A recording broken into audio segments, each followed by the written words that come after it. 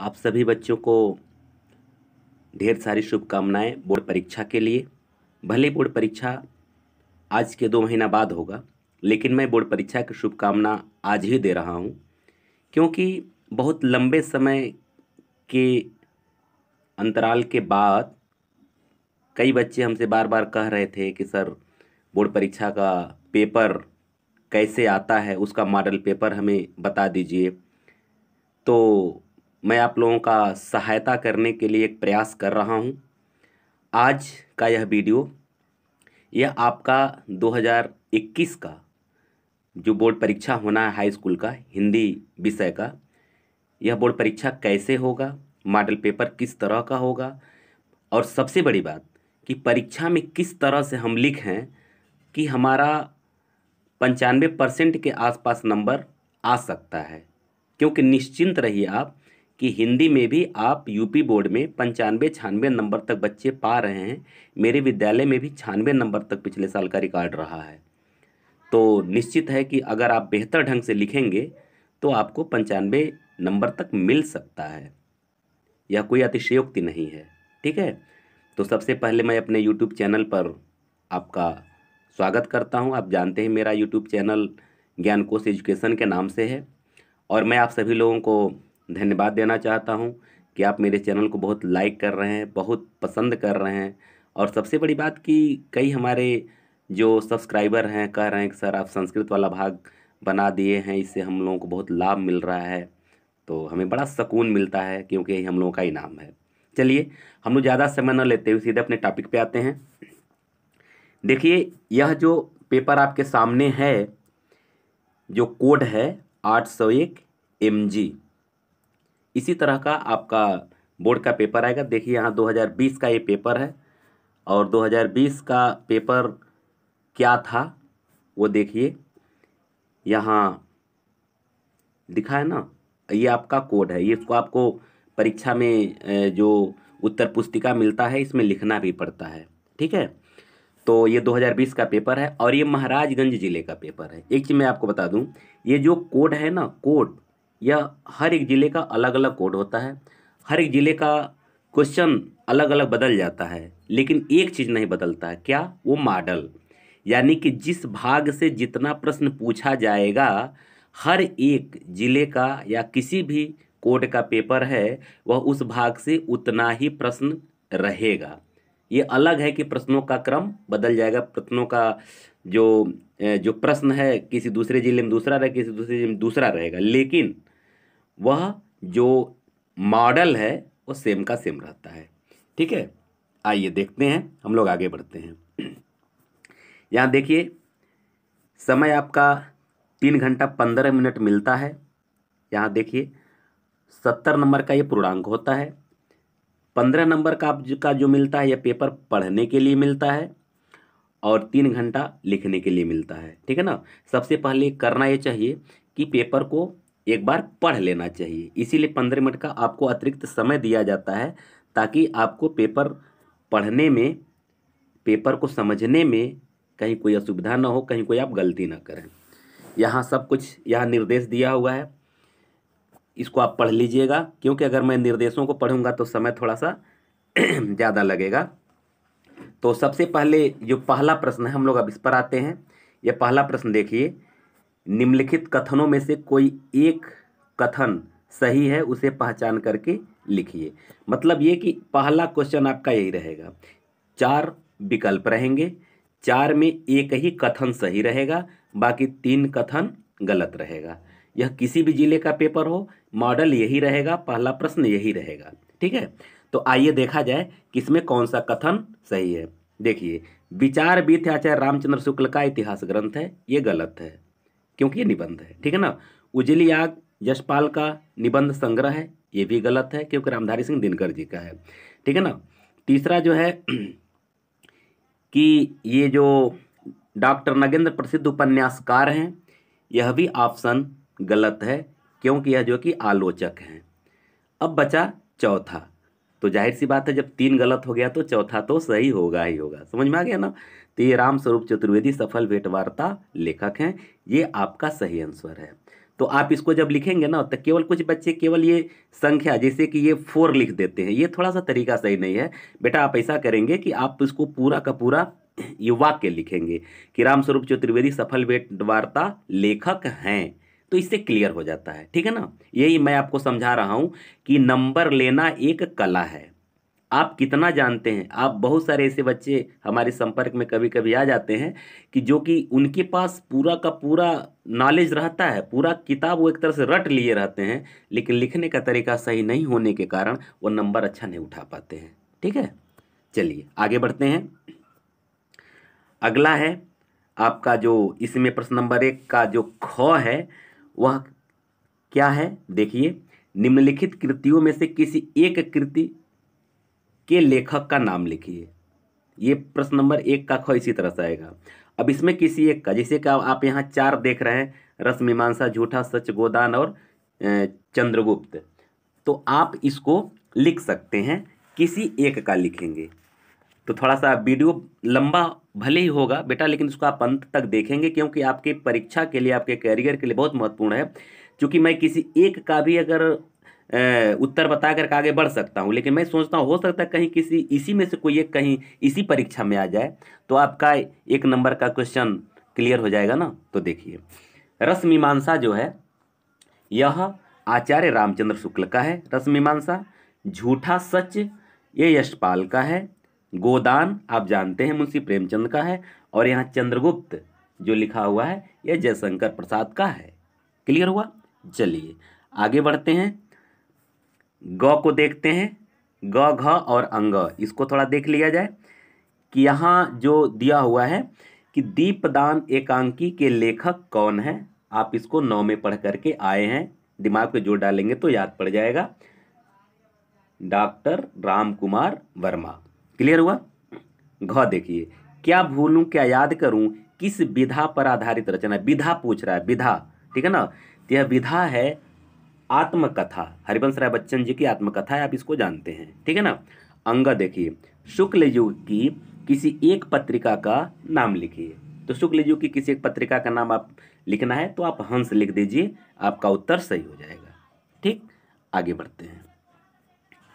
प्रश्न नंबर 2 देखिए, यह सेम आएगा, इसी तरह से आएगा जैसे किसी भी जिले का जो पेपर बनेगा आएगा, सेम पैटर्न तो एकदम सेम यही रहेगा। ठीक है, रीतिकाल की 2 विशेषताएं लिखिए। तो रीतिकाल की 2 विशेषता आप लिख सकते हैं। पहला विशेषता है लक्षण ग्रंथ की रचना, और दूसरा विशेषता हो जाएगा श्रृंगार रस की प्रमुखता। ठीक है, चलिए ख देखिए, प्रगतवादी युग की 2 प्रमुख प्रवृत्तियों का उल्लेख कीजिए। तो यह भी प्रवृत्ति ही पूछ रहा है, यानी विशेषता और प्रवृत्ति एक ही होता है, आप इसको खूब बढ़िया से समझ लीजिएगा। तो जो प्रगतिवाद की जो विशेषताएं हैं या प्रवृत्तियां हैं, पहला आप लिख सकते हैं समाज का यथार्थवादी चित्रण, एक ये हो जाएगा। और दूसरा लिख सकते हैं विद्रोह एवं क्रांति की भावना। तो इसमें नंबर कटता नहीं, क्योंकि 2 पूछता है, 2 लिख देंगे तो पूरा, जैसे मैथ्स में जिस तरह नंबर मिलता है उसी तरह से में पूरा पूरा नंबर आपको मिल जाएगा। ग है गीतावली के कवि का नाम लिखिए। आप जानते हैं गीतावली तुलसीदास जी की रचना है, तो गीतावली के जो लेखक हो जाएंगे तुलसीदास हो जाएंगे। ठीक, चलिए आगे बढ़ते हैं। इस तरह से आपका ये 5-5 10 नंबर आपका क्लियर होगा। जो गद्य साहित्य के इतिहास से 5 नंबर और पद्य साहित्य के इतिहास से 5 नंबर आता है, इतना ही आता है, ना कम आएगा ना ज़्यादा आएगा। 5 नंबर गद्य साहित्य से, 5 नंबर पद्य साहित्य से। क्वेश्चन का मॉडल आप अपने दिमाग में सेट करते चलिए। अब जो प्रश्न नंबर 3 बनेगा वह कैसे बनेगा, देखिए, निम्नांकित गद्यांश में से किसी एक के नीचे दिए गए प्रश्नों का उत्तर लिखिए। ये 6 नंबर का होगा, ठीक है ना।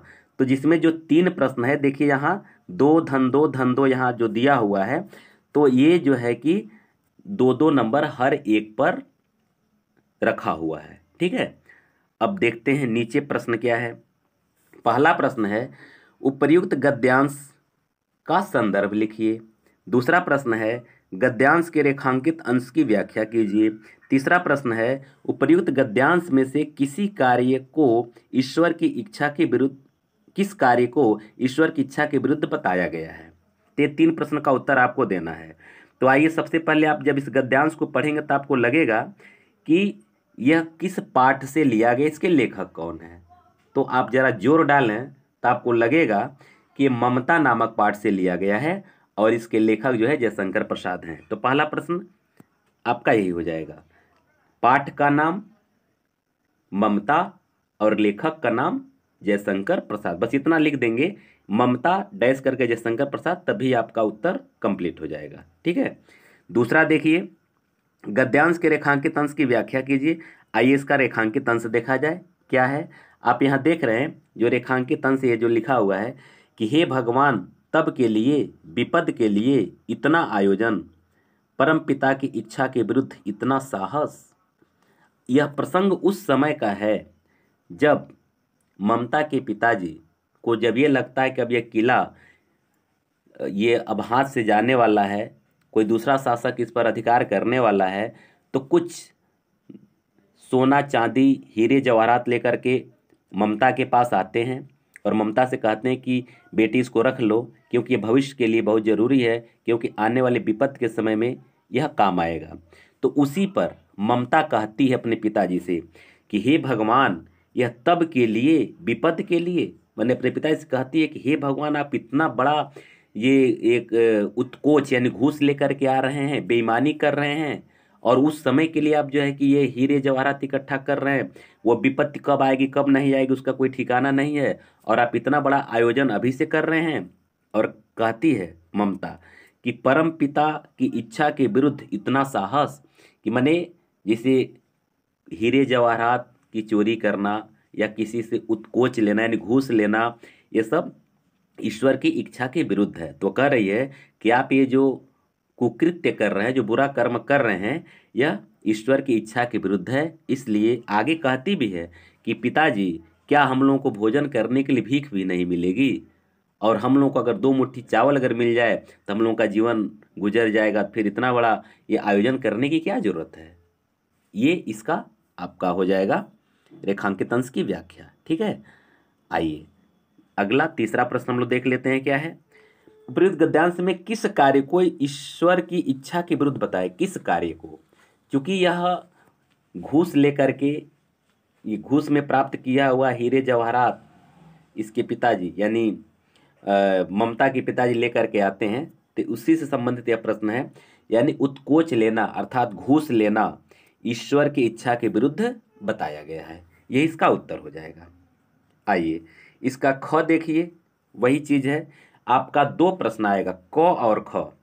रेखांकित अंश में क और ख आएगा, और यहाँ थोड़ा सा निर्देश देखिए, साफ साफ लिखा है निम्नांकित गद्यांश में से किसी एक के नीचे दिए गए प्रश्नों का उत्तर लिखना। चाहे क के नीचे के प्रश्न का उत्तर दीजिए, चाहे ख वाला जो गद्यांश है इसके नीचे के प्रश्नों का उत्तर दीजिए। आप चाहे जिसका लिखें कोई दिक्कत नहीं है, किसी एक का लिखना है, दोनों का नहीं लिखना है, ये ध्यान रखेंगे। तो चलिए ख वाला भी देख लिया जाए। उपयुक्त गद्यांश का संदर्भ, तो संदर्भ ये क्या है कि यह जो है कि अजंता नामक पाठ से लिया गया है। ठीक है। रेखांकित अंश की व्याख्या की जहाँ तक बात है, तो रेखांकित अंश जो यहाँ है, तो रेखांकित अंश थोड़ा सा आप इसको ध्यान से देखेंगे तो यहाँ लिखा है कि राजा और कंगले, विलासी और भिक्षु, नर और नारी, मनुष्य और पशु सभी कलाकार के हाथों से रस्ते चले गए हैं। हैवान की हैवानी का इंसान की इंसानियत से कैसे जीता जा सकता है, कोई अजंता में जाकर देखे। तो आपका ये जो अजंता नामक जो पाठ है पहला, उससे लिया गया है, और इसके लेखक हैं भगवत शरण उपाध्याय। ठीक है। तो पहला प्रश्न आपका वही हो गया। और दूसरा हम लोग देख लेते हैं इसका व्याख्या। तो यह चूंकि आप देख रहे हैं कि अजंता की गुफा की जीवंत कलाकृतियों के बारे में वर्णन किया गया है, तो यहाँ लिखेंगे कि अजंता की गुफा में जो चित्रकार अपने लेखनी के द्वारा जो चित्र बनाए हैं, और वह चित्र बिल्कुल जीवंत लगते हैं, तो वह एक चित्र के माध्यम से कई लोगों की कहानी या कई विधाओं के बारे में चित्रण किए हैं। इसमें राजा और कंगले के बारे में भी चित्रण किया गया है, विलासी और भिक्षु के बारे में भी चित्रण किया गया है, नर और नारी, मनुष्य और पशु सभी कलाकार के हाथों से रचते चले गए। माने नर नारी मनुष्य पशु हर किसी का बहुत ही सुंदर ढंग से चित्रण उस समय के कलाकारों ने अजंता की गुफा की दीवारों पर किया है। हैवानी को इंसान की इंसानियत से कैसे जीता जा सकता है, कोई अजंता में जाकर के देखे। माने कोई हैवान है और वह किस तरह से अपनी हैवानियत कहाँ तक कितनी क्रूरता का प्रदर्शन कर सकता है और इंसान किस तरह से अपनी इंसानियत का जीवंत उदाहरण प्रस्तुत कर सकता है, यह सब का सब इसका चित्रांकन अजंता की गुफा में देखने को मिलता है। अगर किसी को देखना हो तो जाकर के अजंता की गुफा में देख ले, ये इसका व्याख्या हो जाएगा। ठीक है, आइए तीसरा प्रश्न है, कलाकारों ने किसके जीवन का चित्रांकन किया है? तो लिखेंगे कलाकारों ने राजा, भिखारी, मनुष्य, पशु आदि के जीवन का चित्रांकन किया है। अब आपका प्रश्न बनता है 4। प्रश्न नंबर 4 देखिए।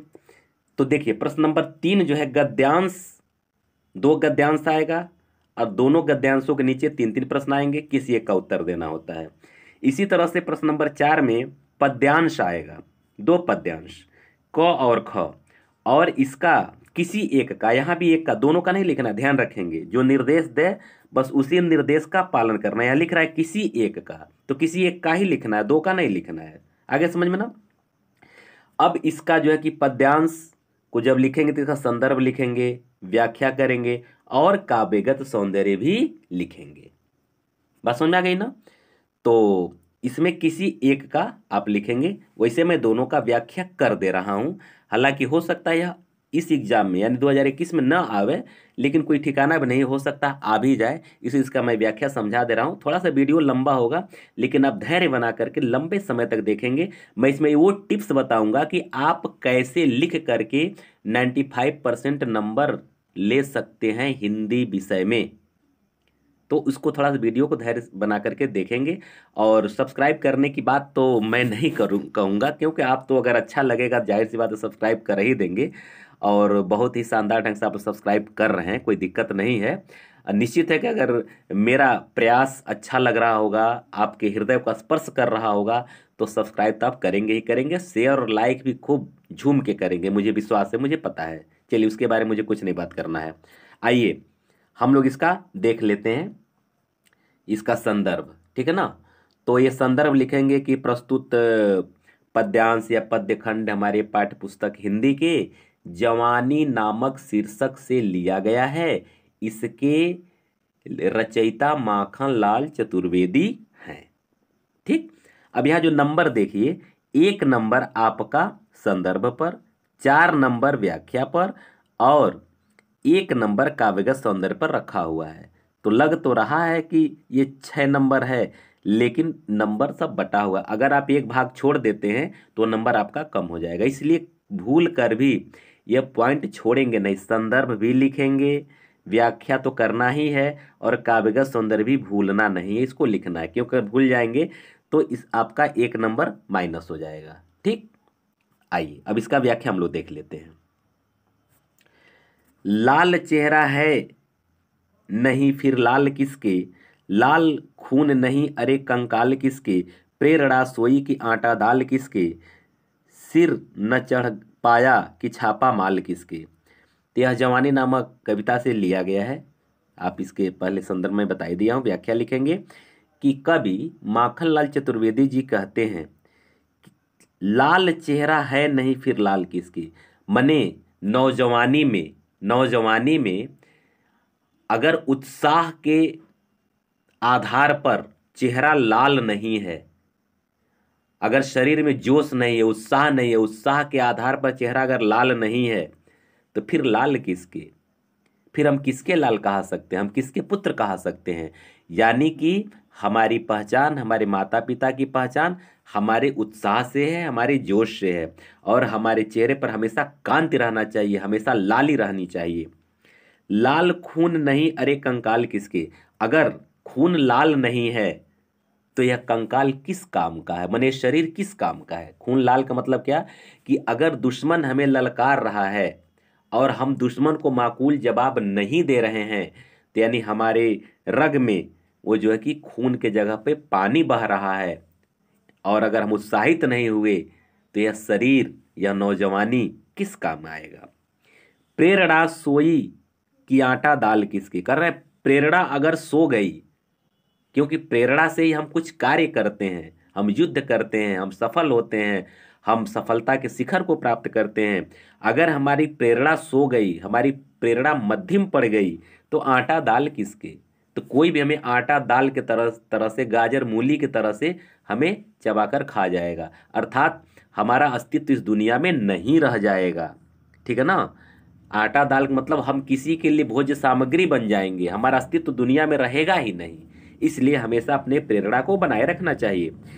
सिर न चढ़ पाया कि छापा माल किसके, कह रहे हैं अगर यह सिर अपनी मातृभूमि के लिए काम नहीं आया, मातृभूमि के लिए अगर ये चढ़ा नहीं, तो इस सिर में माला और छापा, छापा माने रुमाल, ठीक है ना, ये माला और ये रुमाल डालने से गले की शोभा नहीं बढ़ती है, गले की शोभा बढ़ती है अपने सिर को मातृभूमि पर चढ़ा देने से बनती है। ठीक है ना। तो ही कह रहे हैं कि छापा माल किसके, यह माला और यह ये छापा यानी रुमाल जो है यह किसी काम का, मतलब यह गला रुमाल के लिए और माला के लिए नहीं बना है, साफ साफ शब्दों में समझिए, बल्कि यह जो है गला बना है मातृभूमि के लिए, सिर कटा देने के लिए, मातृभूमि के लिए अर्पण कर देने के लिए। ये इसका व्याख्या हो जाएगा। अब इसका काव्यगत सौंदर्य आप कैसे लिख सकते हैं। जैसे पहला काव्यगत सौंदर्य में आप लिख सकते हैं कि युवावस्था के उत्साह का वर्णन किया गया है, ठीक है ना, क्योंकि नौजवानी के बारे में बताया गया है, युवावस्था के उत्साह के बारे में वर्णन किया गया है। दूसरा है भाषा शुद्ध खड़ी बोली हो जाएगा। तीसरा लिख सकते हैं इसमें रस जो है वीर रस है। चौथा आप गुण लिख सकते हैं ओज गुण है। पांचवा अलंकार आप लिख सकते हैं, जो पहला लाइन है लाल चेहरा है नहीं फिर लाल किसके, तो एक लाल और दूसरा लाल, तो लाल चेहरे का मतलब ये लाल मतलब रंग से है, कांति माने लाल का मतलब यहाँ कांति से है, और दूसरे लाल का अर्थ पुत्र से है, किसके लाल माने किसके पुत्र, तो इसलिए यहाँ आप यमक अलंकार लिख सकते हैं। शब्द शक्ति की बात करें, इसमें लक्षणा शब्द शक्ति है, और अगर शैली की बात करें तो प्रवाहमयी शैली है। ठीक है। इस तरह से अब दूसरा देखिए, बसो बुराई जो तजे तौ चित खरो डरात जीव निकलंकु मयंकु लखी गने लोग उत्पात। ठीक है ना। यह प्रसंग क्या है, यह नीति के दोहे से लिया गया है, तो उसी तरह लिख देंगे प्रस्तुत पद्यांश या प्रस्तुत दोहा हमारे पाठ्य पुस्तक हिंदी के नीति के दोहे नामक शीर्षक से लिया गया है। इसके लेखक कविवर बिहारी लाल जी हैं। ठीक। व्याख्या देखिए, बसो बुराई जो तजे तो चित्त खरो डरात, कह रहे हैं कि अगर कोई बुरा आदमी, ठीक है ना, सॉरी बुरो बुराई जो तजे, हम बसो बोल दिए हैं। देखिए बुरो बुराई जो तज, अगर बुरा आदमी अपने बुराई को त्याग देता है, जो तज त्याग देता है, तो चित्त खरो डरा, तो भी लोग अपने मन में चित्त में उस व्यक्ति से डरते रहते हैं।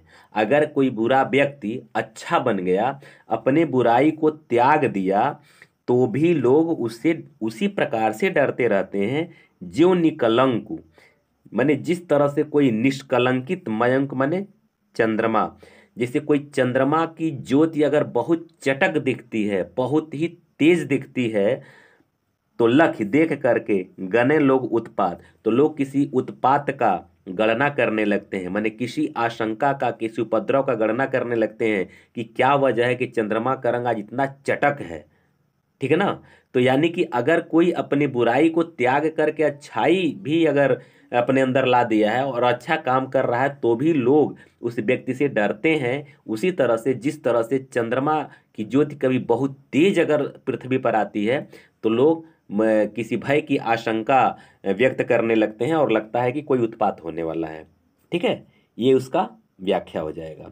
अब इसके काव्य सौंदर्य की अगर हम बात करें, तो आप इसका काव्य सौंदर्य लिख सकते हैं। इसकी भाषा जो है ब्रजभाषा है, शैली मुक्तक शैली, छंद दोहा छंद, रस शांत रस, अलंकार अनुप्रास अलंकार।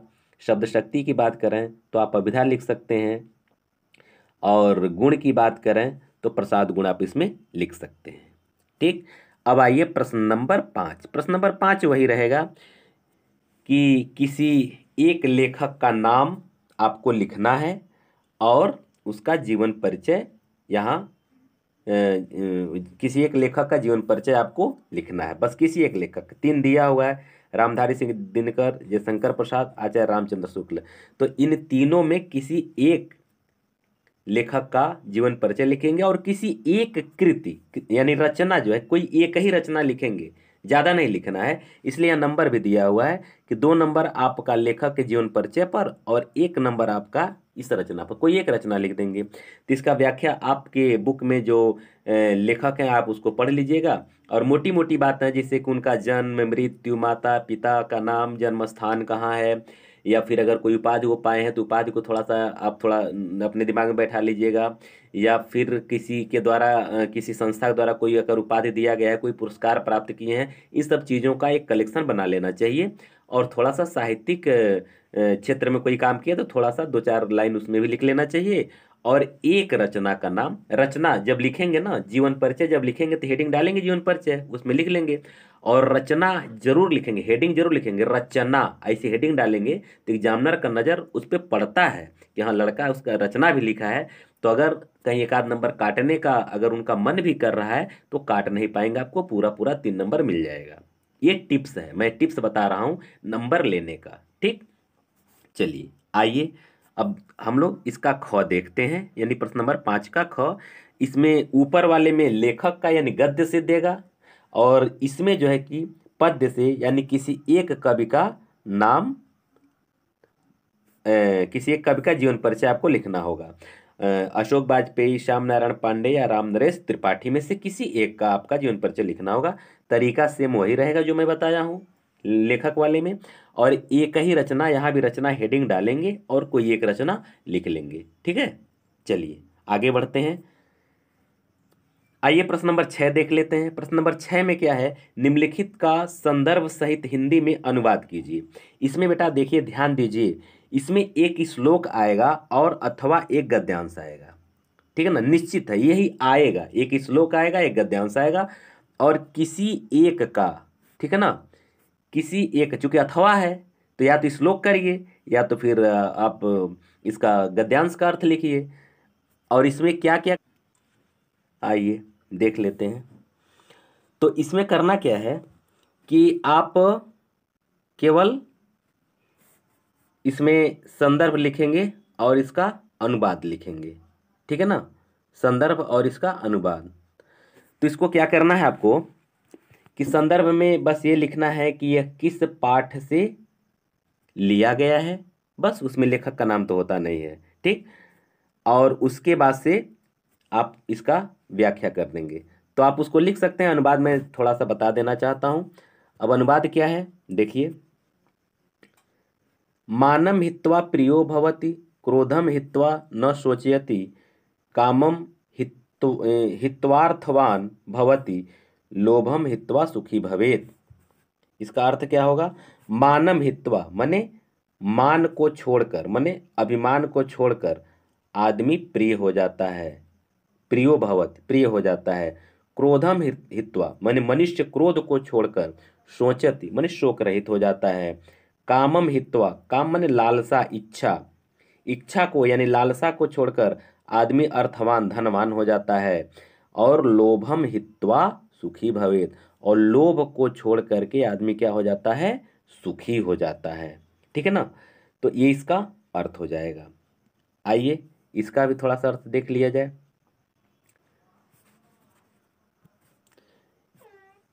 आम स्वीकृत स्वीकृत समय इति कथिते तस्मिन् नागरिके स ग्रामीणः नागरिकम् अवदत्, प्रथमं भवान् एव पृच्छतु। नागरिकश्च तं ग्रामीणम् अकथयत्, त्वमेव प्रथम पृच्छ। इदं श्रुत्वा सः ग्रामीणः अवदत्, युक्तम् अहमेव प्रथम इच्छामि। यहाँ देखिए ये क्या है, इसका अर्थ देखिए, इसका अर्थ है आम स्वीकृतः समयः। हाँ, आम माने होता है हाँ, स्वीकृत माने स्वीकार है, समयः माने समय, यानी कि आप उसको क्या कहते हैं, शर्त। समय माने क्या होता है, शर्त। हाँ, शर्त क्या है, स्वीकार है, ठीक है ना। इति कथिते तस्मिन् नागरिके, यह कहकर तस्मिन् नागरिके, उस नागरिक से, स ग्रामीण, वह ग्रामीण, नागरिकम अवदत्। इति कथिते तस्मिन् नागरिके, स ग्रामीण नागरिकम अवदत्, यह कहकर उस नागरिक से, वह ग्रामीण नागरिक से बोला, यह कहकर कि हाँ शर्त स्वीकार है, यह कहकर, ठीक है ना, उस नागरिक से, वह ग्रामीण नागरिक से बोला, क्या बोला कि प्रथम भवान एव पृच्छतु, पहले आप ही पूछिए, पहले आप ही पूछिए। यह पाठ जो है आप समझ रहे हैं कि प्रबुद्धो ग्रामीण नामक जो पाठ है उसी में से लिया गया है, ठीक है ना। तो ये है नागरिकश्च तम ग्रामीणम अकथयत, नागरिक उस ग्रामीण से कहा, त्वमेव प्रथम पृच्छ, तुम ही पहले पूछो। इदम श्रुत्वा स ग्रामीण, यह सुनकर वह ग्रामीण अवदत् बोला, युक्तम ठीक है, अहमेव प्रथम पृच्छामि, मैं ही पहले पूछता हूँ। ठीक, चलिए आगे देखिए,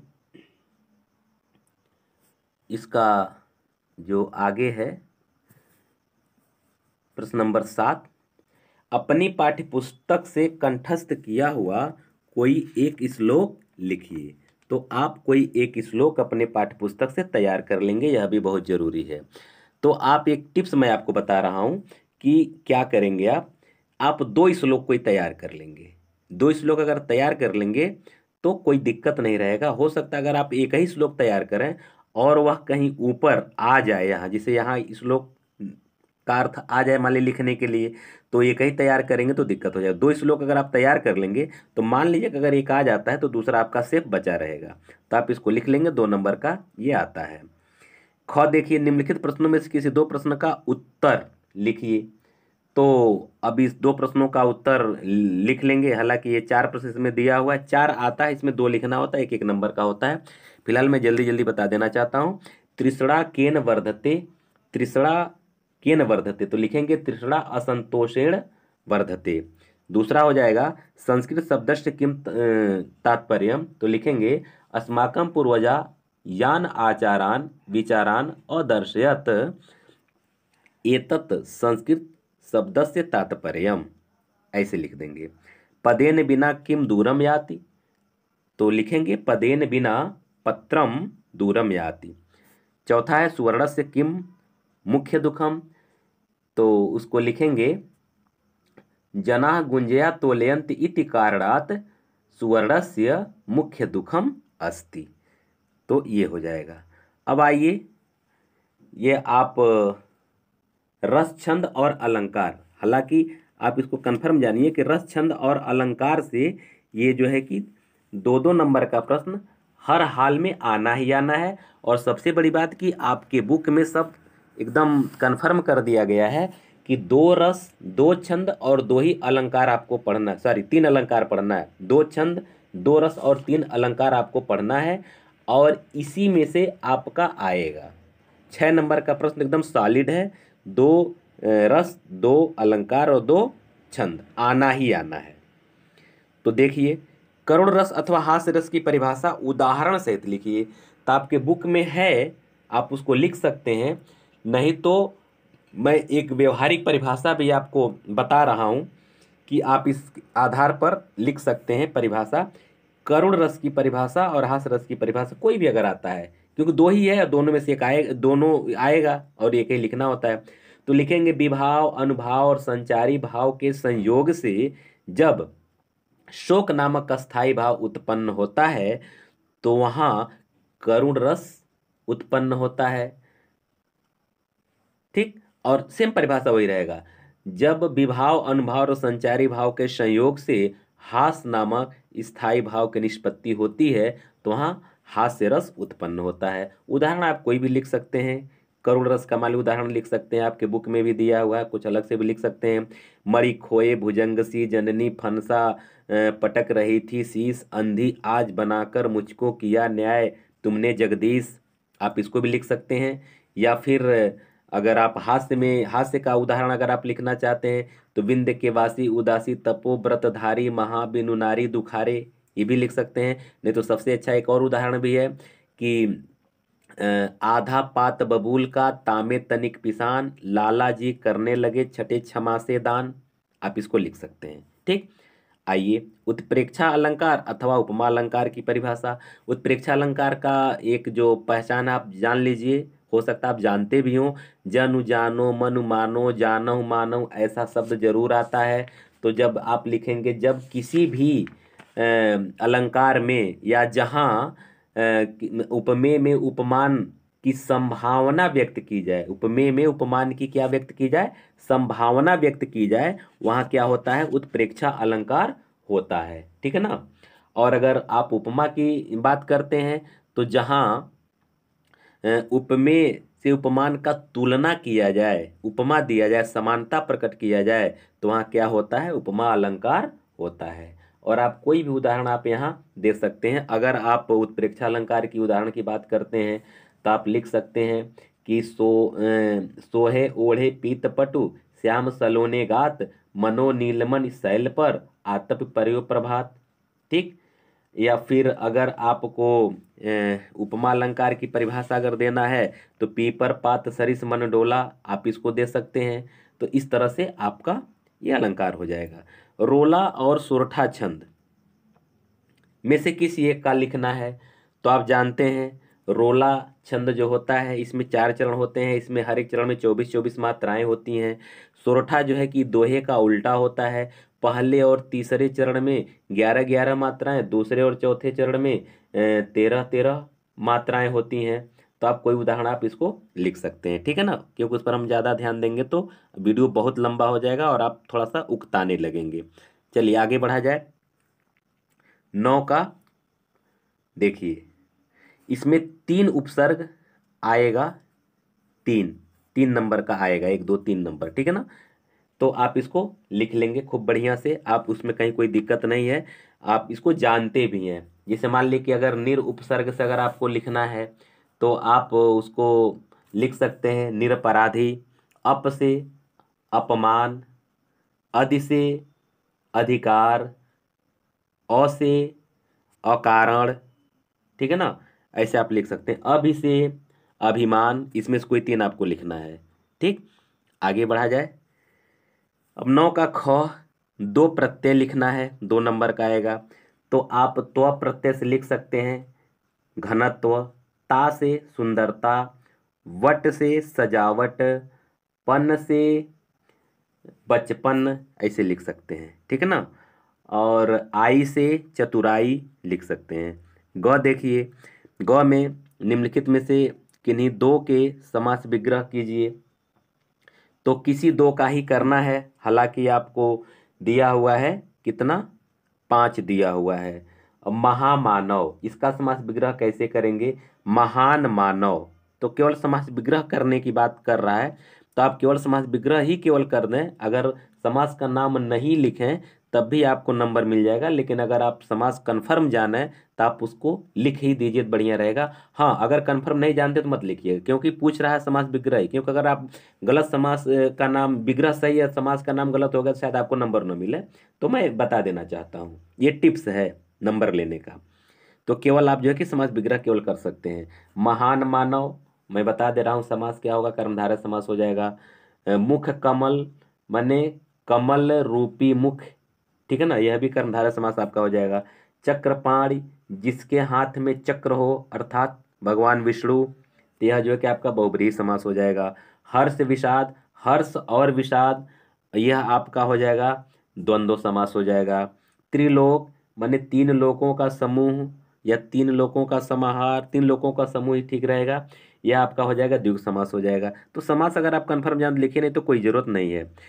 यहाँ देखिए ग घ 2 शब्दों के तत्सम रूप लिखिए, यहाँ तत्सम रूप आपको लिखना है, तो आप इसको लिख सकते हैं। ठीक है ना, इसमें कहीं कोई आपको दिक्कत तो शायद नहीं होना चाहिए।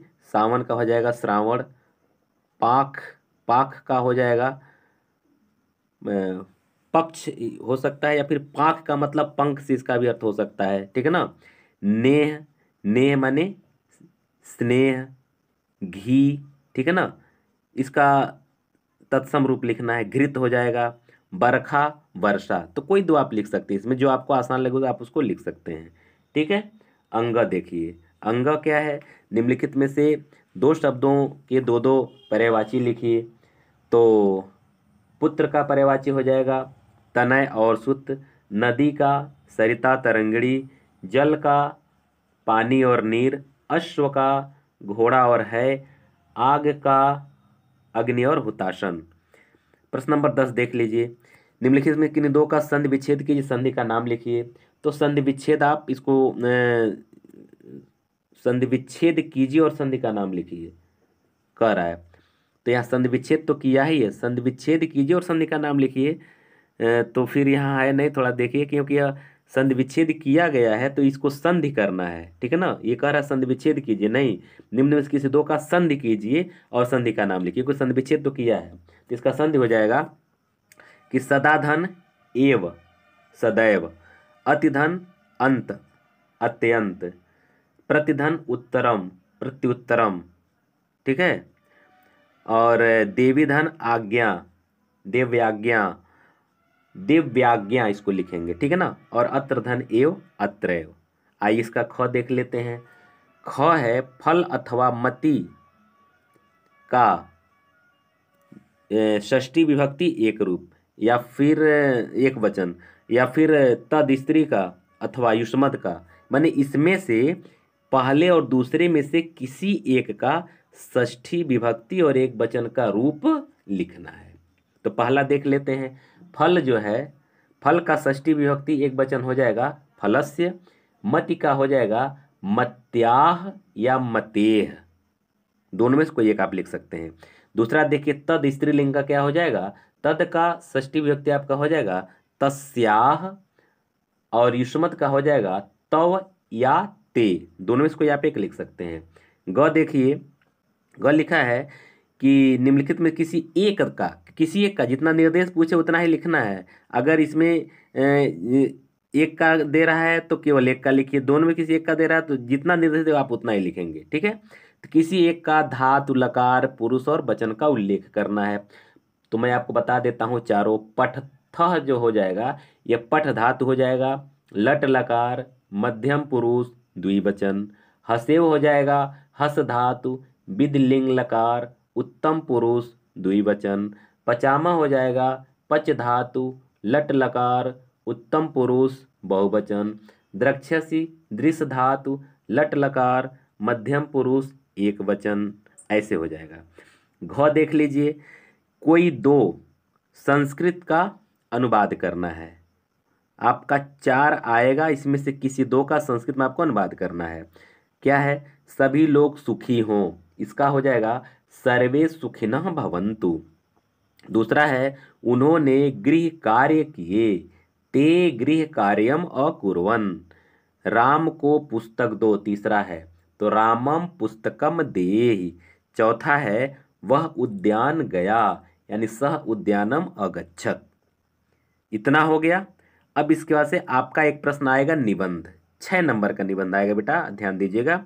इसमें जो है कि आपका 5 निबंध दिया रहेगा, 5 में से किसी एक का लिखना होता है। और निबंध लिखने का तरीका मैं केवल आपको बता दे रहा हूँ, क्योंकि इस पर व्याख्या तो नहीं लंबा किया जा सकता है, वीडियो बहुत लंबा हो जाएगा। और कुछ टिप्स मैं बता देता हूँ किस प्रकार के निबंधों का आप तैयार कर लेंगे। सबसे पहले आप रूपरेखा तैयार कर लेंगे। रूपरेखा जरूर दिमाग में रखना चाहिए, उसको लिख भी लेना चाहिए। रूपरेखा लिखने से आपके पास मटेरियल बनाने के लिए एक पॉइंट मिल जाता है, और हर एक हेडिंग पर आप कुछ अच्छा खासा बना सकते हैं, मतलब कुछ वाक्य गढ़ सकते हैं। तो रूपरेखा बना लेते हैं। तो पहले प्रस्तावना होता है और सबसे अंत में उपसंहार होता है। बीच में 3-4 हेडिंग आप स्वयं सोच करके आप बना सकते हैं, लेकिन इतना ध्यान रखें, प्रस्तावना सबसे पहले यानी भूमिका, और सबसे लास्ट में उपसंहार, ये 2 बिंदु सबसे जरूरी होते हैं, ठीक। अब जो है कि यहाँ आप जो पहला एक हेडिंग, एक निबंध आप इस पर जरूर तैयार कर लेंगे, जो ये आपका सोशल मीडिया से संबंधित हुआ, मोबाइल से संबंधित हुआ, ट्विटर से संबंधित हुआ, इस पर एक आध प्रश्न जरूर आता है, माने एक टॉपिक पर निबंध लिखने के लिए आता है कि मतलब जो मोबाइल से संबंधित, सोशल मीडिया से संबंधित, इसका गुण दोष हानि लाभ जो कुछ भी है, इसका दुष्परिणाम, इससे लाभ इससे हानि, इस पर कुछ ऐसा पॉइंट बना करके आता है। ठीक है ना। उसके बाद जो है कि पर्यावरण से संबंधित कुछ न कुछ आएगा, ग्लोबल वार्मिंग से संबंधित, मतलब किस क्यों जो है कि हमारे पृथ्वी का तापमान बहुत तेजी से बढ़ता हुआ चला जा रहा है, इसको रोकने के उपाय क्या हैं। या फिर वन पर्यावरण से संबंधित, यहाँ देखिए पर्यावरण सुरक्षा संबंधित इसमें दिया हुआ है। स्वच्छ भारत स्वस्थ भारत पर एक दिया हुआ है, तो स्वास्थ्य से संबंधित किसी टॉपिक पर भी निबंध आ सकता है। और किसी यात्रा का वर्णन, किसी महत्वपूर्ण जो आपके फेवरेट कवि हैं, आपके जो प्रिय कवि हैं, प्रिय लेखक हैं या प्रिय नेता है, उस पर भी एक आध पॉइंट आता है, माने एक टॉपिक उसमें से देता है। तो इस तरह से आप एक कैटेगरी बना लीजिएगा और किसी एक कैटेगरी पे बढ़िया से आप तैयार कर लेंगे। अब आता है आपका 12वां जो प्रश्न है, यह खंड काव्य है। तो यह जो खंड काव्य है, जैसे कि जय सुभाष है, उसके बाद तुमुल है, कर्मवीर भरत है, मुक्तिदूत है, मेवाड़ मुकुट है, ज्योति जवाहिर है, फिर मातृभूमि के लिए है, कर्ण है, अग्र पूजा है। इतने खंड काव्य पूरे उत्तर प्रदेश में चलते हैं और हर एक मंडल में अलग अलग खंड काव्यों को पढ़ाया जाता है। तो हम महाराजगंज जिले की बात कर रहे हैं, तो महाराजगंज जिले में मातृभूमि के लिए जो खंड काव्य है, यही खंड काव्य यहाँ पढ़ाया जाता है।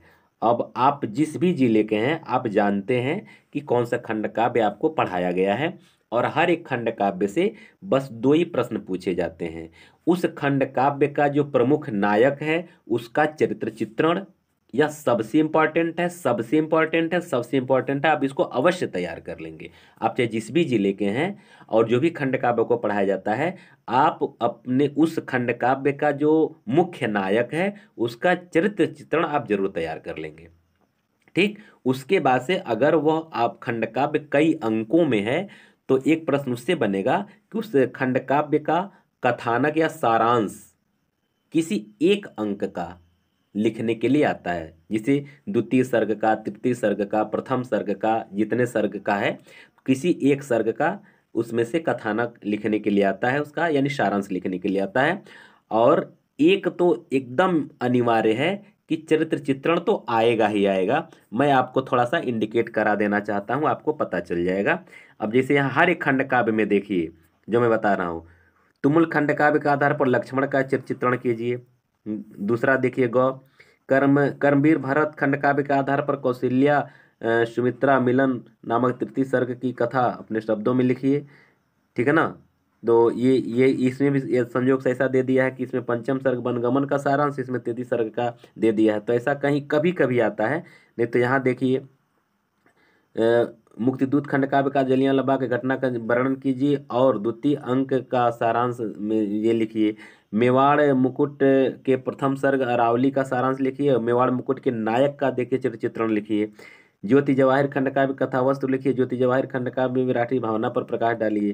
और यहाँ देखिए अगर हम महाराज इनकी बात करें, तो अगर जहाँ तक मेरा अनुभव है, ये चंद्रशेखर आजाद का चरित्र चित्रण लगभग हर साल आता है, लगभग हर साल आता है, कोई ऐसा साल नहीं है जो गैप जाता हो। कभी कभी एक आध साल कहीं अगर किसी में एक सर्ग का, किसी में दूसरे सर्ग का मन क्वेश्चन इसी तरह से आ गया, समान आ गया कि केवल सारांश ही लिखने के लिए आ गया, तो ऐसा यदा कदा होता है, रेयर से रेयर केस में होता है, नहीं तो चरित्र चित्रण जरूर आता है। ठीक है। इसके बाद कर्ण का देखिए द्वितीय सर्ग का कथासार, और इसमें किसी प्रमुख घटना का वर्णन करना है। अग्र पूजा खंड काव्य के आधार पर इसके नायक का चित्रण करना है। तो इस तरह से ये हो जाता है। तो मैं आपको यह बताना चाहता हूँ, यह आपका पूरा का पूरा पेपर हुआ। आप इस पेपर को खूब बढ़िया से दिमाग में सेट कर लेंगे, इसका हर एक पार्ट से क्या क्या क्वेश्चन बन रहा है इसको आप अवश्य सेट कर लेंगे, क्योंकि इसी तरह से आपका मॉडल, यही आपका मॉडल पेपर है और इसी तरह से आपका परीक्षा में आएगा। आशा है कि आप लोगों को यह बहुत अधिक लाभ देगा परीक्षा में, और मैं ईश्वर से कामना करता हूं कि आप सभी लोग 90% से 95-96% तक नंबर आप इस विषय में लाएं। और कहीं कोई दिक्कत हो तो आप कमेंट बॉक्स में कमेंट करके हमसे पूछ भी सकते हैं कि सर ये चीज़ समझ में नहीं आया है। जो भी आपको समस्या आ रहा है आप उसको जरूर पूछिएगा, क्योंकि आप हमारे परिवार के सदस्य हैं और आपकी समस्या का समाधान करना हमारा नैतिक धर्म और कर्तव्य है। तो बेटा वीडियो थोड़ा सा लंबा हुआ है, लेकिन कोई बात नहीं। अगर अब तक आप सुने हैं, 50 मिनट से ज़्यादा का हो गया है, अगर आप सुने हैं, पूरी बात को समझे हैं, तो निश्चित है कि आप परीक्षा में बहुत बेहतर सफलता प्राप्त करेंगे। इन्हीं सब शुभकामनाओं के साथ मैं आप सभी लोगों को परीक्षा की ढेर सारी शुभकामनाएं देता हूं।